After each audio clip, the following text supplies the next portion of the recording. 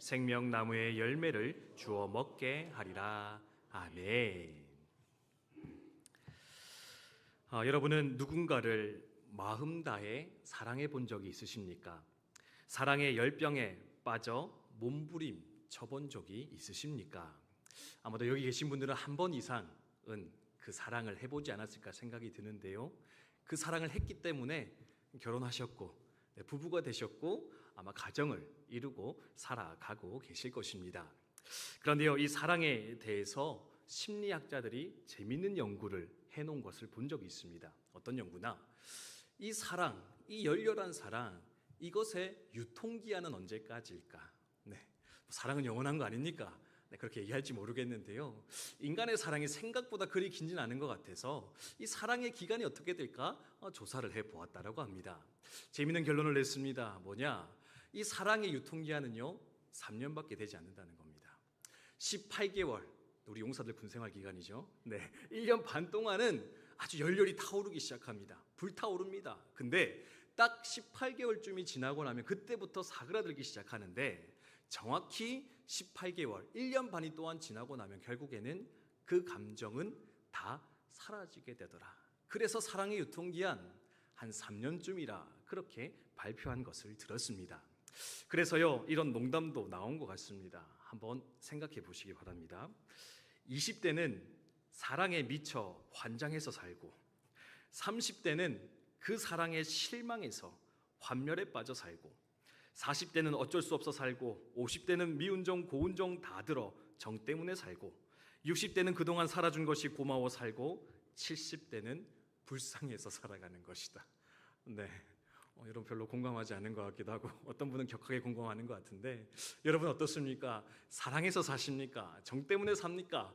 불쌍해서 사십니까?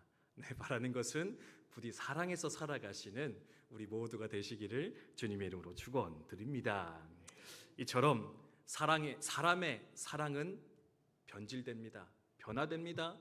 유통기한이 있는 것 같습니다.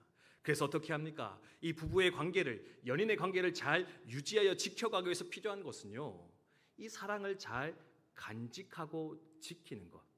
그냥 마음이다 생각하고 내버려 두는 것이 아니라 이것을 잘 지켜 간직할 때 우리는 비로소 이 건강한 관계를, 그 소통의 관계를 유지하며 나아갈 것인데, 우리가 이 사실을 잘 기억하며 앞날을 살아가야 할 것 같습니다.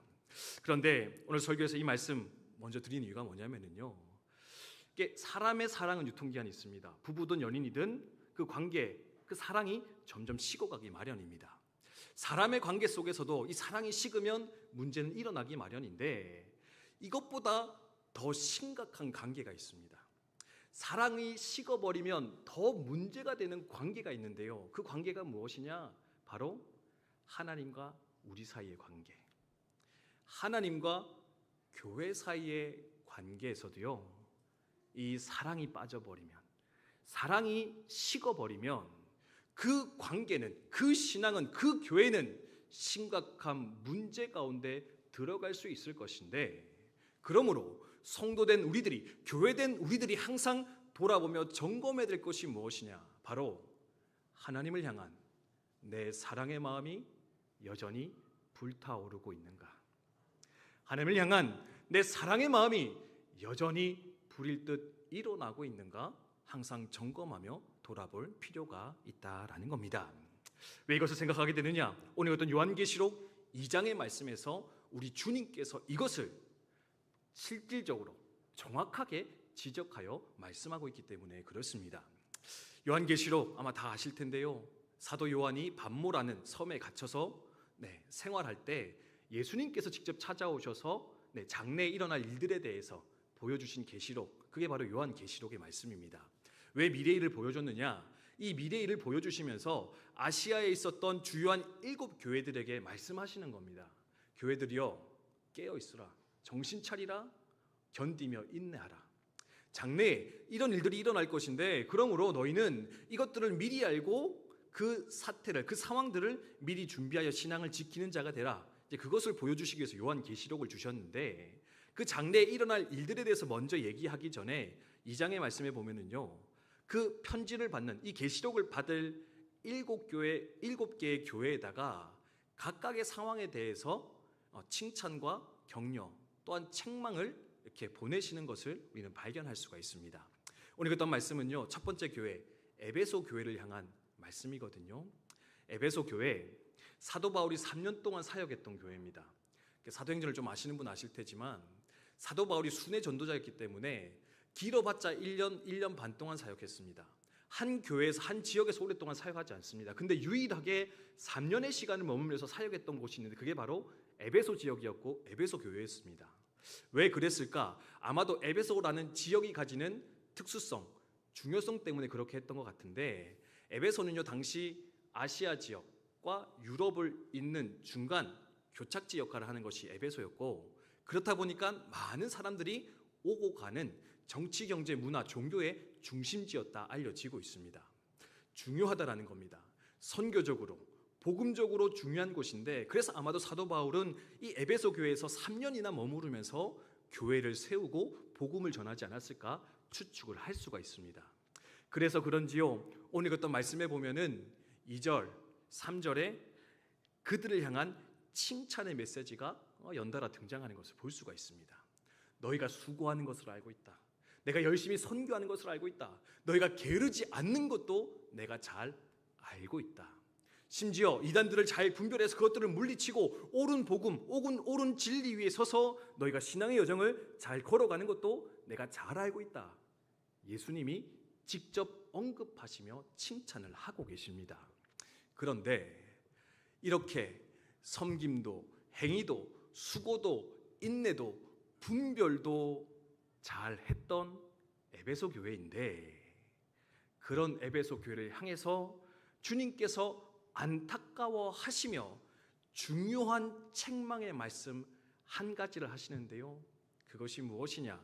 바로 읽었던 4절의 말씀이 되겠습니다. 우리 4절 말씀 한번 같이 읽어볼까요? 읽습니다. 시작.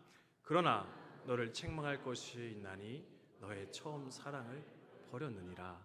아멘. 뭘 버렸다고요? 처음 사랑. 중심을 잃어버렸구나. 중심을 놓쳐버렸다. 그러면 그것은 너무나 심각한 문제일 것인데, 아무리 눈에 보이는 행위가 있다 할지라도, 눈에 보이는 수고가 있다 할지라도, 눈에 보이는 인내가 있다 할지라도, 그 수고와 행위와 인내 가운데 마땅히 있어야 될 가장 중요한 그것, 사랑이 빠져버리면 다른 그것도 사실은 아무것도 아닐 수가 있게 될 것인데, 그러므로 에베소 교회 성도들이여, 에베소 교회여, 너가 이것을 깨닫고 그 사랑, 그 중심을 회복하여 나아가는 인생들이 되어라. 주님께서 말씀하는 것 발견할 수 있다라는 겁니다. 사랑하는 성도 여러분, 이 에베소 교회를 향한 이 주님의 말씀, 주님의 책망, 안타까운 권면의 말씀을 우리도 마음에 잘 새기면서 과연 우리는 어떤 삶을 살아가고 있는가, 어떤 신앙의 여정을 걸어가고 있는가 한번 좀 돌아보며 생각하는 이 시간이 되었으면 좋겠습니다. 사랑하는 성도 여러분, 하나님 사랑하십니까? 예수님을 사랑하십니까? 처음 만났던 그 사랑의 마음이 여전히 내 안에 불타올라 오늘도 기쁜 마음으로 주님 찬양하며 섬김의 자리로 나아오셨습니까? 부디 에베소 교회의 성도들이 빠졌던 마음 없는 예배, 마음 없는 섬김, 마음 없는 헌신의 자리로 들어가지 않는 우리 모두 되시기를 주님의 이름으로 축복드립니다. 그럼 왜 에베소 교회는 이런 함정에 빠지게 됐을까요? 네, 그러니까 바울이 선교했습니다. 그렇죠? 저 같은 이런 시시한 군목이 아니라 천하의 사도 바울이 목회했고요. 심지어 그 다음 누가 왔냐? 디모데가 왔습니다. 애제자 디모데가 목회했던 교회입니다. 네. 그리고요, 행위와 성실과 수고가 있었는데 왜 그들은 사랑을 잃어버리기 시작했을까? 여러 가지 원인이 있을 것 같은데요, 이 원인을 하나 추측해 볼 수 있을 것 같습니다. 그게 뭐냐면 본질이 아니라 비본질에 더 집중하기 시작할 때, 본질이 아니라 비본질을 더 사랑하기 시작할 때 우리는 에베소 교회 성도들이 빠졌던 그 함정, 그 실수 가운데 우리도 들어갈 수 있게 된다라는 겁니다. 이게 무슨 말이냐? 본질과 비본질 어렵게 느껴지는데 이제 뭐 이런 겁니다. 처음에는 예수님으로 말미암아 구원받은 감격이 너무 큰 겁니다. 주님이 이런 죄인을 살려주셨구나. 이런 죄인을 위해서 이 땅에 내려오셨고 십자가에 달려 죽으셨고 부활하셔서 지금도 날 위해 기도하고 계시는구나. 이런 인생의 나의 기도를 들어주셔서 나를 살려내 주셨구나. 이제 그 은혜에 너무 감사해서요, 사랑하는 마음 가지고 교회로 나오는 겁니다. 기도하고 말씀 보고 봉사합니다. 전도도 합니다. 근데 문제는 뭐냐? 처음엔 이 사랑의 마음이 좋아서 기도하고 말씀 보고 헌신하고 충성했는데 시간이 지나면서 이 삶의 무게 중심이 어디 쪽으로 이렇게 이동하냐면요, 이 사랑하는 마음을 간직하는 게 아니라 이 외적인 행위에 계속 집중하게 된다는 겁니다. 가서 봉사해야지, 말씀 봐야지, 기도해야지. 그냥 그것을 하는 그 자체로만 집중하면서 만족하기 시작할 때 결국에는 있어야 될 이 중심은 조금씩 사라지고 있어야 될 이 본질은 조금씩 사그라지고 이 비본질적인 것에 더 많이 관심 갖고 애착하며 그거로 나아갈 수 있는 그런 실수에 빠져들어갈 수 있는데, 아마도 에베소 교회가 가졌던 실수의 원인, 근본이 바로 거기 있지 않았을까 생각하게 된다라는 겁니다. 좀 더 이해하기 쉽게 설명드리면 이런 겁니다. 여러분, 우리 남자분들 이제 열심히 군생활 하고 계시고 일터에서 수고하실 겁니다. 여러분, 왜 일터에 나가서 노력하십니까? 그렇게 밤낮 없이 수고하십니까? 뭐 여러 이유가 있겠지만 또 내 사랑하는 가족들, 그렇죠? 먹여 살리려고, 건사하려고 나가서 일터에서 열심히 수고하며 살아간다라는 겁니다. 근데 어떻게 됩니까? 가족들 사랑해서 시작한 일이었는데 일을 막 하다 보니까 어떻게 됩니까? 이거를 막 더 집중하고 있는 겁니다. 그래서 어떻게 해요? 가족 위해서 시겠던 일인데 이 일 때문에 가족들은 뒤로 한 채 그냥 여기에 매몰되어 살아가는, 그래서 가족은 온데가 없고 나와 일밖에 남지 않은 그런 남편들, 남자들의 모습을 발견할 때가 있습니다. 반대로 아내들은 어떻습니까? 자식을 낳아서 기릅니다. 왜 기릅니까? 왜 자식이 좋습니까? 사랑하는 남편의 아이였기 때문에. 그런 적이 없습니까? 표정이 너무 단호하신데요. 내 아이는 내 남편과 상관없습니다. 내 아이일 뿐입니다. 뭐 이런 겁니까? 네, 아니잖아요, 그죠? 사랑해서 결혼하셔가지고 그 관계 속에서 새로운 생명이 태어나니까 얼마나 좋습니까, 그죠? 네. 그 남편이 좋고 그 관계가 좋아서 자식을 낳아 기르는데 어느 순간 어떻게 됩니까? 이 아이한테 집중하기 시작하는 겁니다. 그럼 누가 없어집니까? 남편이 없어지죠. 아닙니까? 네. 저는 이렇게 불만이 많아서 네, 지금 저를 잃어버린 지 어디로 가 계신 분이 어디 계신지 모르겠는데, 네, 이제 아이가 남편이 좋아서 자식을 낳아 기르는데 이 자식한테 집중하니까 어떻게 됩니까? 남편 없어지고 그냥 아이에만 매몰되어 살아가는 아내의 모습. 이게 본질이 중요한데 본질보다 비본질을 붙잡고 살다 보니 본질을 놓쳐버리는 안타까움, 어리석음을 범하는 것, 그게 바로 우리의 삶일 것인데 우리의 신앙이었죠. 에베소 교회, 그 교회 생활 가운데도 그러한 일들이 나타나지 않았을까. 그래서 중요한 그것, 사랑의 중심을 놓쳐버려 주님께 책망받고 있었더라, 우리는 함께 돌아보며 생각하게 되는 것 같습니다. 그러면 본질을 놓치고 비본질에 매여서 힘겹게 살아가는 인생, 억지로 섬기는 인생, 억지로 신앙생활하는 사람들, 그런 분들 이제 어떻게 해야 될까요? 어떻게 첫사랑을 회복해야 되는 것일까요? 우리 세 가지 정도를 함께 같이 살펴보도록 할 텐데, 첫 번째는 이것인 것 같습니다. 같이 한번 읽겠습니다. 시작. 아멘. 그렇습니다. 돌아서야 되는데, 첫사랑 회복해야 되는데, 그러면 그 첫사랑 회복하기 위해서 우리 가운데 있어야 될 첫 번째 여정은 무엇이냐? 어디서부터 잘못되었는가? 어디서부터 내 첫사랑이 떨어졌는가? 돌이켜 그것을 점검하며 생각하는 것, 이게 바로 첫사랑을 회복하는 첫 번째 걸음이다. 기억하시면 좋겠습니다. 우리 5절 초반절의 말씀인데 같이 읽겠습니다. 시작. 어디서 떨어졌는지를 생각하고 회개하여 처음 행위를 가지라. 아멘. 어디서부터 떨어졌냐? 어디서부터 잘못됐을까? 한번 돌아가서 생각해 보고 거기서부터 다시 출발하라, 주님께서 말씀을 하고 계십니다. 여러분, 길을 잃어버렸을 때 길을 찾는 가장 좋은 방법 뭔지 아십니까? 길을 잃어버렸을 때 우리 간부님들 내비게이션. 할렐루야. 그쵸, 그쵸. 요즘은 그죠, 내비가. 사실 내비 있으면 길 잃어버릴 필요가 없죠, 그죠? 네. 네. 맞습니다. 쌤, 감사합니다. 네. 뭐냐면은요, 잘못됐네 하고 아무렇게나 가면 계속 미궁으로 빠져드는 겁니다. 그래서 확실한 방법이 뭐냐면, 처음 출발지로 돌아가는 겁니다. 네.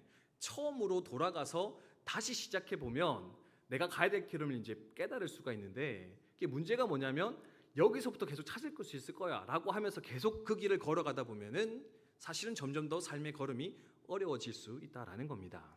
그래서 어린아이들이 길을 잘 잃어버리는데요, 그 이유가 여기 있다 하더라고요. 애들은 길 잃어버리면 돌이키지 않는다고 합니다. 당황하기 시작하면 그냥 앞만 보고 막 걸어간대요. 그러다 보니까 어떻게 됩니까? 더 길을 잃어버리고 이제 부모를 찾지 못하는 이제 그런 여정 가운데 들어갈 수 있게 되는데, 이게 중요한 게 뭐냐면 처음으로 돌아가 봐라. 처음 시점. 내가 어디서부터 잘못되었는지, 어디서부터 떨어졌는지, 왜 주님 사랑하는 마음이 아니라 이런 냉랭한 가슴을 가지고, 이런 불편한 마음을 가지고 신앙생활하며 하나님을 섬기게 되었는가? 그 처음의 자리로 돌아가서 내 삶을 돌아보고 생각하는 자가 되어라. 주님께서 권면하는 것을 볼 수가 있습니다. 돌아가면 또 이제 어떻게 해야 될까? 두 번째는 이것인 것 같은데요. 같이 한번 읽도록 하겠습니다. 함께 읽습니다.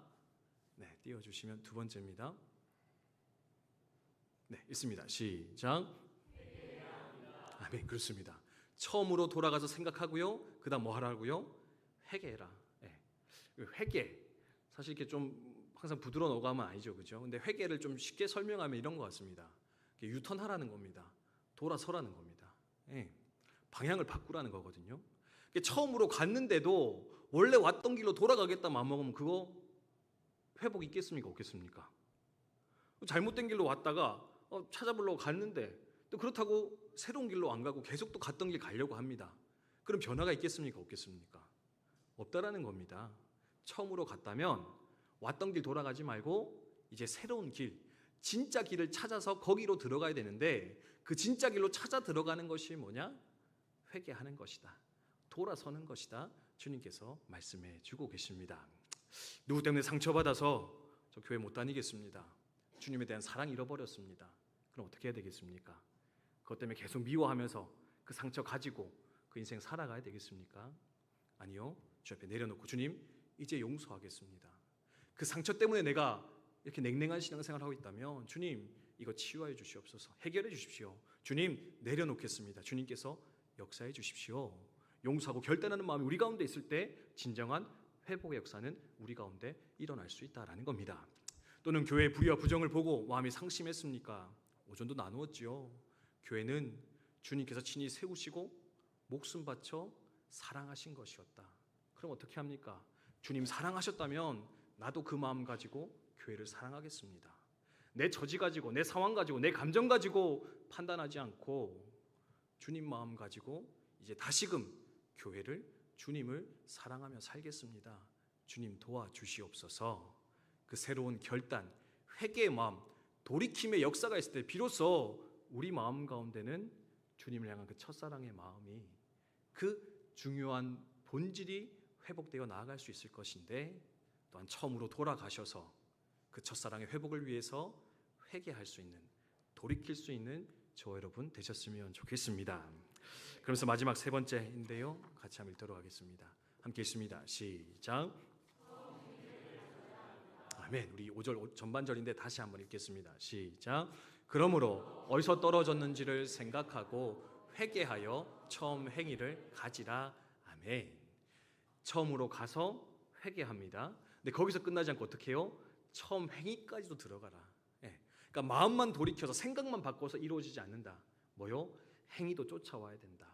아직까지 마음이 냉랭할 수 있지만, 아직까지 그 사랑이 다 100% 회복되지 않을 수는 있겠지만, 어떻게? 네가 주님을 그 열렬히 사랑했던 그때처럼 나아가서 기도와 말씀으로 몸부림치며 주님의 옷자락을 붙잡는 자가 되라. 충성하며 헌신하여서 봉사의 자리에서 하나님 주시는 은혜 가운데 들어가는 자가 되라. 하나님 한번 해보십시오. 주님이 한번 해보십시오. 뻣뻣한 마음으로 서서 그냥 하나님 앞에 원망하며 하나님 핑계대며 서 있는 것이 아니라, 처음 그 행위를 회복하여서 하나님 주시는 은혜 가운데로 돌이켜 들어가는 것, 그 또한 첫사랑을 회복하는 마지막 방법, 비결일 것인데 너는 그 첫 행위를 회복함으로써 첫사랑의 자리로 들어가는 너희가 되어져라. 주님께서 말씀하는 거 볼 수가 있습니다. 이제 말씀 마무리하겠습니다. 흑인들의 인권을 위해서 평생 사셨던 마틴 루터 킹이라는 목사님 계시는데요. 그분이 노벨 평화상 수상하시면서 이런 말씀을 남겼다고 합니다. 아직도 세상을 움직이는 힘이 있습니다. 그것은 바로 사랑입니다. 사랑이 세상을 움직인다. 사랑하면 할 수 있습니다. 아니, 사랑해야 할 수 있습니다. 사랑이 없으면 아무것도 아닐 것인데 여러분 부디 하나님을 향해서도 그 사랑의 마음만큼은 바뀌지 마시고 조금 덜 섬겨도 상관없거든요. 네, 모르겠어요. 또 말은 맨날 이렇게 하면서 우리 성도를 모든 섬김의 현장에 내몰고 있지 않느냐 손가락질 하실지 모르겠는데 네. 근데 뭐 조금 교회 조금 안 돼도 상관없습니다. 근데 마음 없이 잘 돌아가는 것보다 마음 가지고 조금 일 덜 하는 게 주님이 기뻐하시는 일이라고 주님 원하시는 우리의 삶이라 오늘 말씀하며 가르치시는데 항상 그 마음만큼은 주님 앞에서 충만하여져서 주님의 일을 기쁨으로 자원함으로 감당해 나가는 우리 구방대 교회 성도님들 다 되시기를 주님의 이름으로